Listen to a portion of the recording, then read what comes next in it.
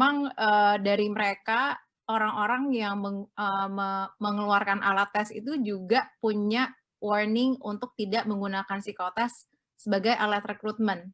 Jadi memang ada, apa namanya, udah praktis aja gitu, untuk hiring tuh, mereka nggak pakai psikotes gitu. Ketemu lagi dengan kita di Podcaster dengan gua Arnold, terus siapa lagi? Siapa? Aku Reno, aku Irianti Tobing. Gua Victor. Oke, thank you semuanya. Terus kita cheers dulu ya. Yes. Kita punya salam baru biar agak santai, kita cheers dulu. Cheers. Cheers.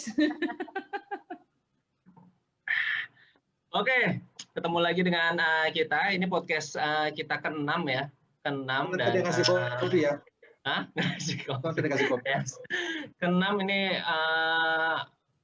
menarik banget sih, banyak komen-komen dan baik yang japri maupun via komen-komen di YouTube kita.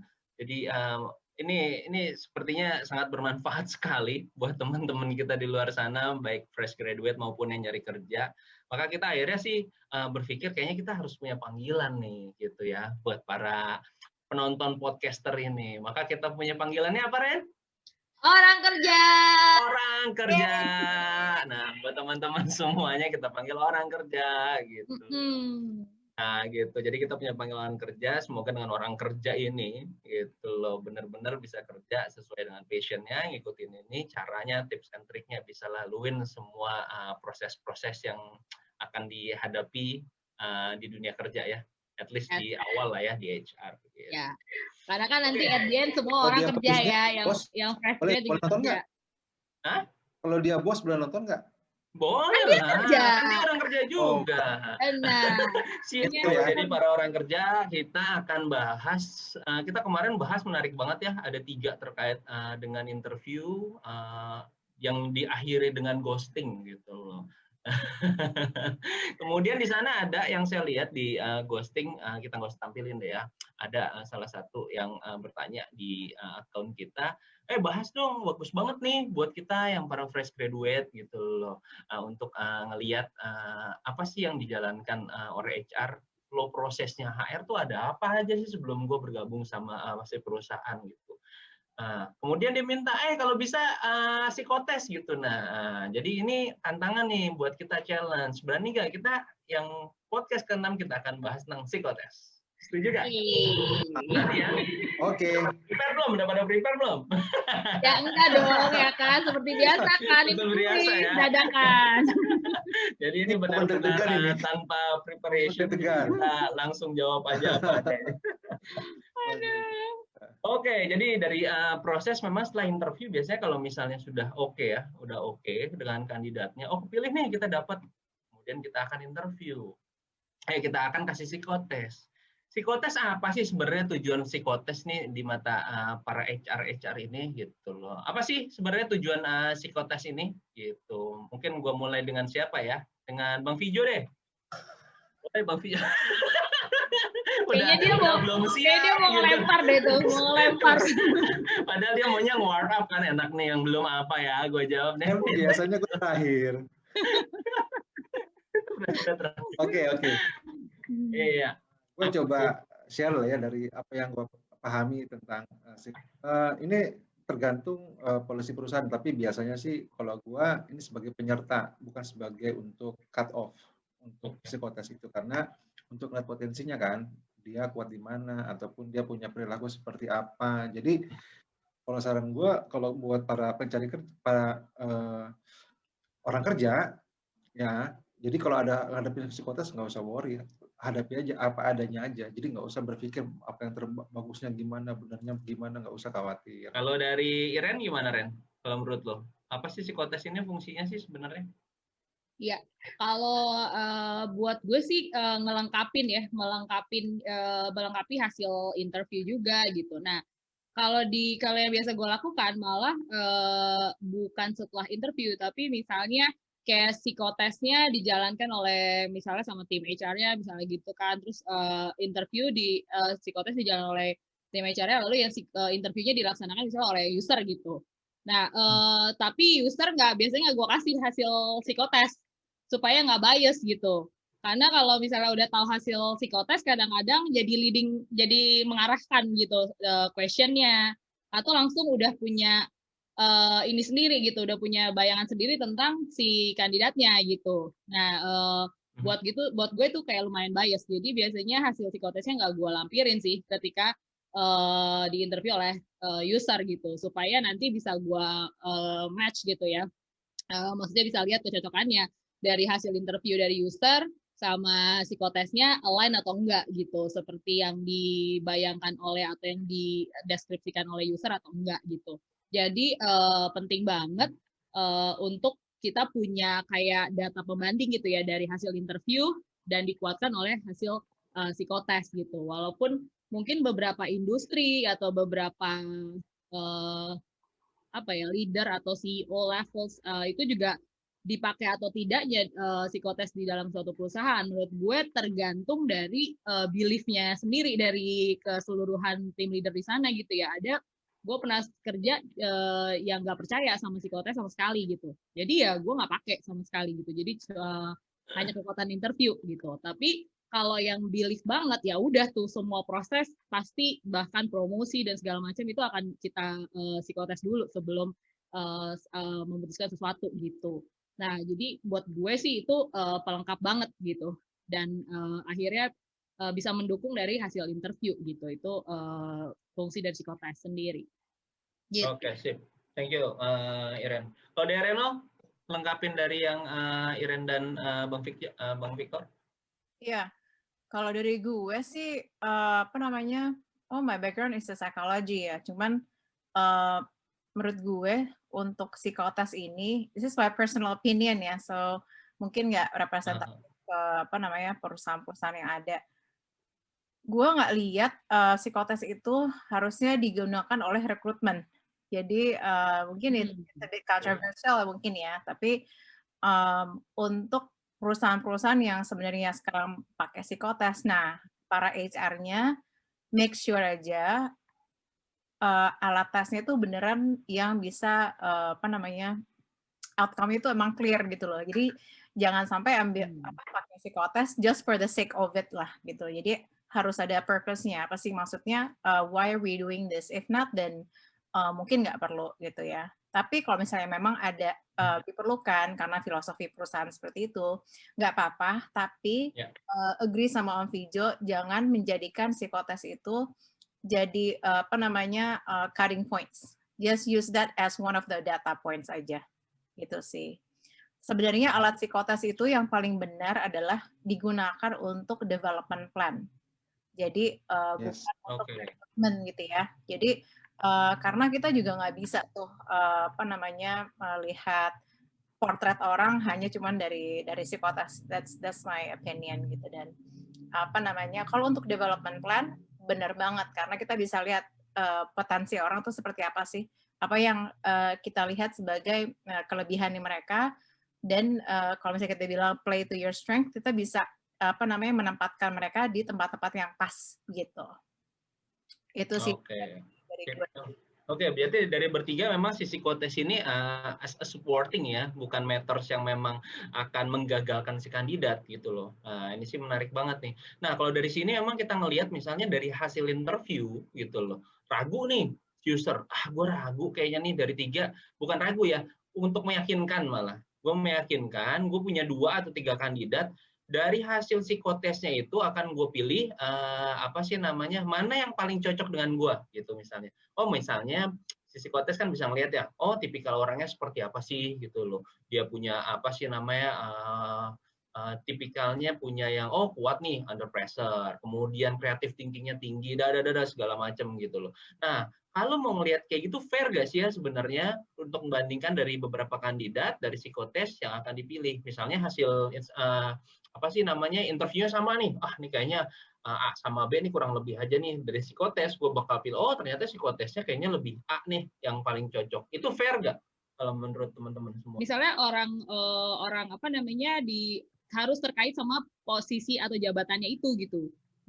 Tapi kan memang ketika ke interview kan pasti user tuh juga sometimes tuh mungkin sadar nggak sadar dia akan memilih orang yang menurut dia lebih cocok sama dia gitu.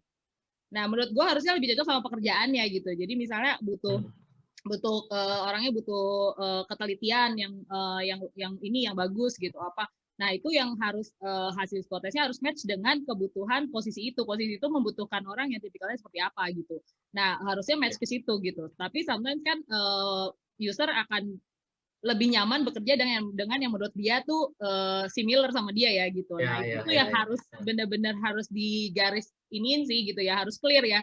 Bahwa gue nggak nyari yang buat yang setipe sama lo, gue mau cari yang orang itu fit sama pekerjaan itu sendiri gitu. Nah, kalau misal itu yang mesti harus kita bantuin user untuk memahami psikotesnya ke situ gitu ya.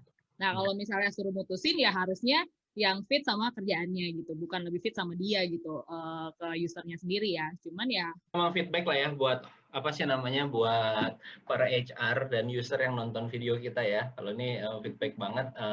Jadi jangan lihat psikotes dari hasilnya buat nyocokin sama lo gitu loh. Bahwa ini adalah menyesuaikan dengan pekerjaan yang dijalankan saat ini. betul. Mantap banget tuh kayak gitu tuh. Oke deh. Nah, psikotes. Kita coba bedah nih satu-satu psikotesnya. Mungkin dari yang paling apa sih namanya? Dari yang paling dasar lah, basic psikotesnya ya. Ada macam-macam ya jenis psikotesnya untuk para orang kerja yang fresh graduate mungkin sering nemuin dan kita juga mungkin masih menemui ya untuk tes-tes kayak misalnya ada psikotes yang kayak Pauli, kemudian ada apa lagi sih? Kemudian MBTI, kemudian tes-tes yang DSC, kemudian DSC mungkin lebih ke leadership ya. Nanti boleh dijelasin DSC apa sih gitu loh. Atau dari teman-teman di sini mau jelasin dong beberapa satu atau dua alat tes dan apa yang sih yang diukur dari alat tes ini based on experience. Mungkin lo bisa jelasin juga experience lo di Indonesia gimana dulu waktu di New York. Itu gue nggak pernah pakai psikotes sih untuk hiring, dan memang dari mereka orang-orang yang mengeluarkan alat tes itu juga punya warning untuk tidak menggunakan psikotes sebagai alat rekrutmen. Jadi memang ada apa namanya udah praktis aja gitu untuk hiring tuh mereka nggak pakai psikotes gitu. Yang gue tahu sebenarnya ada dua tes yang mungkin bagus gitu ya. I'm not sure if this is psikotes atau bukan. Yang pertama namanya Wonderlic.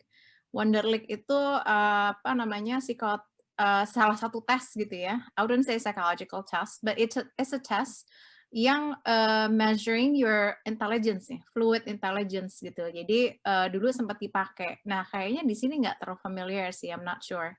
Aku nggak pernah pakai di sini sih gitu. Kalau yang most familiar ini juga mungkin DISC ya, DISC. Ini juga apa namanya measuring your working style. Jadi kalau misalnya apa namanya dihadapkan kepada tes-tes seperti ini, yang teman-teman harus lakukan adalah just be yourself gitu loh. Karena alat-alat tes ini memang sudah tervalidasi supaya mengukur hal-hal yang memang truly you gitu loh. Jadi bahkan ada pertanyaan-pertanyaan yang ditaruh di situ supaya make sure itu nggak faking good namanya ya, faking good gitu ya. Jadi kalau misalnya lo biasanya suka bangun telat terus di situ tulisnya oh gue on time terus, itu ketahuan banget gitu loh. Jadi kenapa makanya kadang-kadang wah deh gue gagal psikotes itu karena you're not trying to be you. Jadi itu kelihatan ya sampai kayak gitu ya. Jadi dia bohong atau enggaknya bisa kelihatan dari sana. Berarti kalau balik lagi nih, dari tes itu kan tadi lo bilang ini bukan jadi salah satu penentu. Nah, kalau dia kelihatan berbohong dari tes ini, lo lanjutin nggak prosesnya? Iya, karena gue paham gue nggak pakai alat tes itu menjadi penentu ya. Jadi gue lihat salah satu komponen aja sih. Cuman penentu itu sebenarnya dari kumpulan data points yang kita pakai dalam proses itu, dari interview, dari screening, dari CV. Lalu kalau di perusahaan gue sekarang dari panel interview sama case presentation, itu sebenarnya yang paling berat di case presentasi.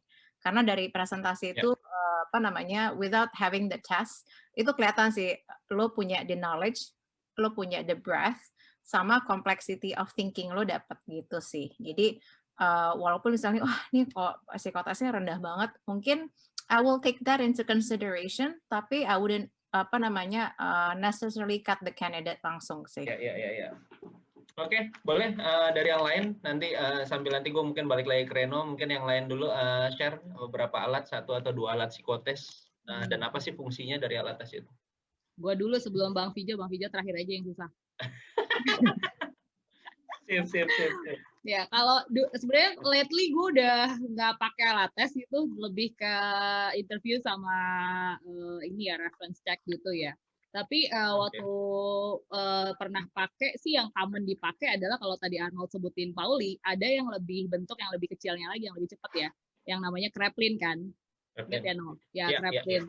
Nah, Kraepelin itu apa namanya, kalau orang kerja belum pernah dengar, Kraepelin itu bentuknya sebenarnya nggak usah belajar dari mana-mana, itu hanya menghitung penjumlahan sederhana sebenarnya gitu. Tapi lama waktunya gitu, panjang, kayak berapa ya, mungkin lebih pendek dari Pauli kan 60 menit kalau salah ya. Kalau ini mungkin dari situ sih yang dulu gue inget itu untuk mengukur seseorang itu dari kecepatannya dia, dari ketelitiannya, sama pressure gitu. Karena itu ada proses ngaget-ngagetinnya juga tuh, ketika di menit keberapa harus pindah ke kolom berikutnya. Itu biasanya si administrator tesnya itu ngegetok sesuatu gitu, ngegebrak sesuatu gitu ya, pakai penghapusan lah apa ke meja gitu. Jadi kan agak kaget gitu ya. Dan juga konsistensi dalam waktu 20 menit lu nunduk terus dan menghitung gitu dengan cepat gitu, karena dia tuh menghitungnya kan jadi kayak banyak-banyakan gitu. Padahal sebenarnya banyak hal yang bisa dilihat gitu ya. Maksudnya inkonsistensi dari grafiknya sendiri juga kelihatan gitu, bahwa apakah kita misalnya kita punya energi itu cukup konsisten untuk mengerjakan sesuatu ketika under pressure gitu misalnya. Nah, jadi mengukur itu, Kraepelin tadi mengukur energi dari seseorang untuk menyelesaikan suatu tugas. Benar nggak? Bisa ngelihat itu sih, seberapa dia bertahan di keadaan under pressure misalnya. Habis itu juga kecepatan, ketelitian gitu ada di situ, karena kan penjumlahan sederhana itu kan banyak jadi salah ya. Itu sih menurut gue yang cukup relevan. Terus sisanya ya kayak tes kepribadian sih cukup ini ya, kayak MBTI yang tadi lo sebutin juga. Nah, mungkin seperti yang kayak Mbak Reno bilang, bagaimana lo bisa melihat, gue lupa sih, mungkin bukan di MBTI ya, atau di tes kepribadian yang lain ya, itu memang bohong atau enggaknya tuh lebih kayak, karena pertanyaan itu diulang berkali-kali tapi dengan opsi yang beda-beda gitu loh. Itu kayak pilihan ganda gitu kan, kayak ABC konsistensi lah ya, konsistensi lo tuh dihitung gitu di situ. Akhirnya ketika jawaban A di nomor 1 dengan pertanyaan yang kurang lebih sama terus diulang lagi, lo masih jawab itu atau enggak gitu. Akhirnya jadi kita ketahuan bahwa misalnya, oh lo nggak seperti lo aslinya yang ini gitu. Nah, itu sulit tuh untuk lo atur karena itu pertanyaan berulang dengan metode pertanyaan yang berbeda sebenarnya, tapi pilihannya kurang lebih mirip-mirip gitu. Akhirnya memang bisa tahu di situ. Kalau nggak ya paling gampang DGSC ya untuk sekarang ya, bisa lihat the way you work gitu kan, mungkin dari DGSC juga gitu. Nah, yang cukup sulit itu ya kayak menurut kalau gue ya, karena itu harus diinterpretasi oleh psikolog ya, yang istilahnya profesi psikolog, yang gue sendiri S1 nggak bisa, harus profesi atau S2 profesi gitu yang boleh, sebenarnya yang boleh gitu. Cuman kan sekarang banyak interpretasi yang pakai gampang banget, yang tiba-tiba lo key-in semua jawabannya, tiba-tiba ada hasilnya. Tapi kan susah untuk diinterpretasikan kalau jam terbang lo nggak ini ya gitu, nggak banyak gitu.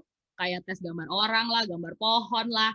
Nah, itu menurut gua wartek lah. Nah, itu menurut gua harus orang yang memang ini deh, yang qualified untuk menginterpretasikan itu tuh. Oke. Jadi disclaimer-nya untuk para psikolog yang membuat psikotes, ini kita bukan bongkar ya, bukan bongkar gimana, kita hanya ngelihat luarannya aja biar para orang kerja ini pada tahu loh gitu loh. Ini tesnya untuk apa sih, fungsinya seperti apa sih, untuk mempersiapkan dia gitu untuk. Tapi pada saat ngerjain tetap aja grogi gagal juga. Ember. Nah, itu makanya malam sebelum psikotes lu mesti tidur cepet-cepet, lu mesti dalam keadaan yang sehat. Itu lebih tipsnya tuh, bukan cara ngerjainnya, tapi kesiapannya. Iya, jangan begadang lah pokoknya. Oke. Sip. Oke, Bang Vijo, boleh dong dari experience lo, apa sih Bang yang tes apa dan ngelihatnya untuk apa sih ini HR gunakan tes itu. Ya tetap ya, gue pikir udah lengkap sama Irian. Terus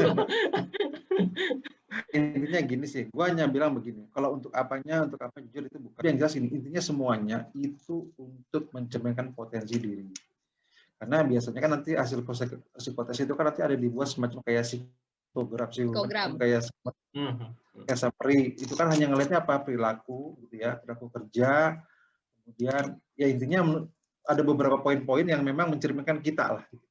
So jangan worry, makanya apakah ini bukan menyangkut benar apa salah, bukan. Nah, terkait tadi misalnya tadi warteg itu nanti kayak ada susunan gambar, ada sekitar 8 gambar. Ya terlepas itu ya nggak usah mikir macam-macam. Pokoknya intinya coba selesaikan setiap masing-masing simbol yang ada di situ aja. MBTI itu mungkin mirip-mirip kayak seperti Papi Kostik ya, karena pertanyaannya berulang. Dan kalau Papi Kostik itu ada 99 pertanyaan. Dan itu nanti pertanyaannya kayak itu tadi kayak pemilihan antara dua opsi ya. Dan itu nanti akan ketemu. Bahkan mungkin ada pertanyaan yang menyatakan itu kayaknya bukan kita banget. Saran saya tetap dipilih. Jangan ditinggalin, jangan dikosongin. Ya karena ngerasa Gitu ya. dijebak sih, kadang-kadang tuh apa sih namanya, kandidat tuh ngerasa dijebak nih, kayaknya kok jelek dua-duanya nih, kayaknya bukan gua sih gitu. Tapi pilih aja ya Bang ya. Nah, makanya itu tadi jangan masking, yang istilah tadi Mbak Reno. Yang penting kalian berpikir ini saya dan ini adalah saya akan bekerja di posisi itu yang kalian akan tuju. Gambarnya gitu aja buat tipsnya ya. Jadi nggak usah mikir mana-mana gitu. Okay. Kemudian tadi ada apa lagi? Safety juga sebenarnya juga sangat umum nih dipakai di beberapa perusahaan. Ya kebanyakan sih nanti bicara itu kayak banyak ada gambar-gambar sama beberapa soal-soal gitu ya. Yang nanti simbol-simbol tertentu yang mungkin kalian harus kerjakan dan kalian pikirkan. Ya kalau misalnya kalian mengenal tentang tes IQ mungkin mirip-mirip seperti itu. Tapi saya nggak ngerti tujuan untuk, maksudnya yang pasti untuk ya intelijensi mungkin ya. Tapi detailnya untuk apa mungkin orang psikolog mungkin lebih kompeten untuk menjelaskannya. Tapi deskripsikan diri Anda dengan jelas apa yang dilakukan. Oke. Jadi ini part of aja sebenarnya ya. Itu bukan Ya. benar-benar meter menjadi apa sih namanya alasan ya untuk diterima atau enggaknya seseorang Iya, ya. iya. Okay. Tapi betul perusahaan perlu capture potensi kalian.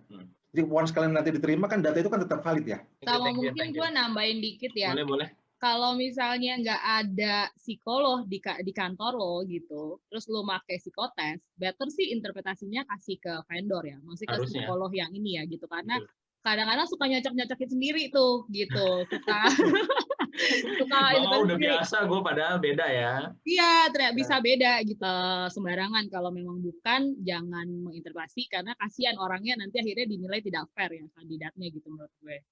Oke. Gitu. Lagi titipan singkat aja. Jangan pernah kalau misalnya usernya memang bukan orang psikolog gitu, misalnya contoh gitu ya. Terus dia minta, tolong risetnya meskipun hanya tabulasi, ya itu tadi nanti akan menyesatkan, kasihan. Gitu. Kadang-kadang memang user kan suka nggak sabar, minta dong hasil psikolog. Kalian bukan psikolog. Jangan coba-coba bikin psikogram ataupun summary terkait potensi itu. Closing question dari gue sendiri sih, memang tadi kita memang lihat dari Reno sih, gue setuju banget bahwa ngelihat memang dari psikotes ini kita akan melihat gitu gap kompetensinya apa untuk development-nya ke depan tuh seperti apa gitu loh.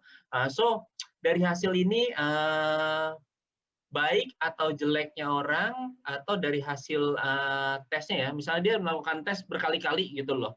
Pertanyaan gue sih, apakah itu akan merubah hasil atau akan sama aja? Walaupun dia udah mempelajari nih, kayaknya gue udah tes Kraepelin tadi misalnya bahas, terus udah berkali-kali nih, 5 kali gitu. Apakah bisa merubah seseorang dari yang tadinya hasilnya A menjadi B nih? Gini, sorry, dari gue dulu, kan yang ahli terakhir lah, yang ahli terakhir. Biar gampang jawabnya nanti. Ya, kalau Kraepelin itu bisa jadi mungkin iya, karena kan itu kan sesuatu skill yang rutin ya. Semakin cepat lo bisa lakukan itu, semakin baik. Bisa jadi mungkin hasil lo akan seolah lebih kelihatan cenderung ya konsisten. Karena Kraepelin kan cuma angka doang, jumlahin. Karena setiap barisan waktunya cuma 20 detik kalau nggak salah ya. Ya, cepat banget. 30 detik antara itulah gitu. Kalau gue setuju sama Bang Victor bahwa itu kalau misalnya dia berulang-ulang dan dia benar-benar nyari tahu dan mempelajari gitu kan mungkin aja sih jadinya bias ya. Akhirnya dia jadi kayak tahu gitu polanya, dia tahu isinya, harus bagaimana untuk alat tes ini, yang alat tes yang mana, yang satunya bagaimana gitu ya. Nah mungkin itu yang makanya orang suka nanya kali kalau di application form gitu ya, kapan lo terakhir melakukan psikotes? Mungkin supaya itu kali menjaga bias itu gitu. Kalau misalnya baru-baru kan akhirnya dia mungkin baru emang ini ya gitu, atau memang ada. Ini psikotes sangat sensitif dan I think as HR professionals kita juga harus memberikan informasi yang akurat ya bagi kandidat dan juga bagi para HR professionals nih gitu ya untuk assessment. Untuk personality test itu memang sudah dibuat sedemikian rupa supaya setiap tes itu ada validity dan reliability. Artinya personality setiap orang itu biasanya permanen ya, setelah 5 tahun kan permanen ya. Jadi makanya gue bilang nih. Setelah 5 tahun tuh pasti permanen tuh, dia nggak akan berubah tuh ya? Ya. Oke. Jadi berarti lo 5 tahun itu biasanya ya udah permanen, that's who you are gitu loh. Umur 5 tahun? Iya. Oke. Benar, kalau itu benar, iya. Makanya kan maksudnya kalau misalnya ngedidik anak, kadang-kadang kita salah interpretasi kayaknya ya. Kita ntar aja kalau udah gede baru dikasih tahu gitu. Padahal ternyata otaknya itu spons banget menyerap semua sampai 5 tahun. Karena setelah itu susah dibentuk gitu katanya. Saya mah. Lanjut Mbak Reno. Lanjut. Jadi untuk personality test berapa kali lo take the test itu most likely bakal konsisten because that's who you are gitu ya. Jadi nggak bisa dibohongin. Dan ada tes yang kata lo bilang kan, wah berarti orang ambil tes terus-terusan aja biar dia bisa ini ya test taking skillnya semakin bagus. Ada tes yang memang kata Iren tadi harus ada jeda per tesnya. Jadi misalnya ada tes yang oke, lo udah take the test misalnya di perusahaan apa gitu ya. Nanti mungkin ditanya nih, lo udah ambil tes apa aja di last 3 months. Biasanya ada jedanya tuh, nggak boleh. Iya betul. Sehingga membuang bias jadi bagusnya karena task taking skill ini gitu. Nah, yang ketiga ini mungkin pesan buat HR professionals nih. Jadi teman-teman HR be careful juga, hati-hati menggunakan tes karena concern-nya adalah yang apalagi buat teman-teman yang harusnya nggak interpretasi akhirnya mereka use that untuk rekrutmen ya go or no go nih. Takutnya yang Anda pikir bagus ternyata nggak semestinya gitu ya di hire, dan sebenarnya yang Anda pikir wah ini nggak bagus nih psikotesnya kita nggak lanjut, sebenarnya itu orang-orang yang bagus gitu loh. Jadi jangan sampai alat itu yang tadinya Anda pikir bisa membuat rekrutmen itu lebih baik ternyata jadi undermine the process itu sendiri. Jadi be very careful with this kind of test lah, gitu. Oke. Cip, thank you semuanya nih. Ini kayaknya di sesi ini kita serius banget ya. Iya, serius banget. Ini gue ngerasa serius banget nih. Kayaknya nggak podcaster kayak biasanya nih. Kayaknya memang mendalami banget nih. Ngejawab pertanyaan-pertanyaan terkait psikotes. Oke. Berat. Jadi benar-benar ada serius ya. Oke, thank you dari kita. Cheers. Cheers.